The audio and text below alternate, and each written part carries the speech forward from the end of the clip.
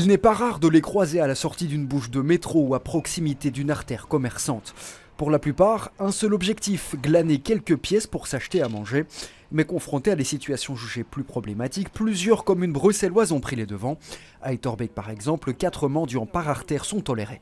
On a notamment à la rue des Tongres eu des bagarres entre mendiants, y compris avec des coups et des couteaux. Et donc on s'est dit, tout droit mérite d'être aussi réglementé.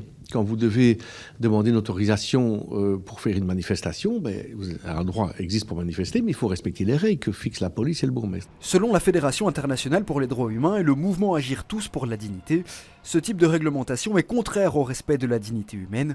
Il dépose un recours devant le Conseil de l'Europe. Le droit de mendier, lorsqu'il est nécessaire pour vivre conformément à la dignité humaine, doit être reconnu.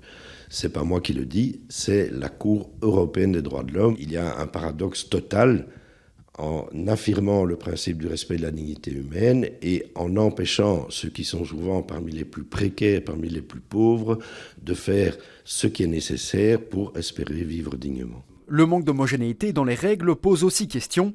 Chaque commune peut légiférer à son bon vouloir. Il faut que la politique soit coordonnée. C'est pour ça que nous demandons que ce soit dans une loi fédérale que le principe de l'autorisation de mendicité soit inscrit. Et il n'y a absolument personne, y compris les spécialistes, qui peuvent connaître à la fois 300 règlements communaux différents.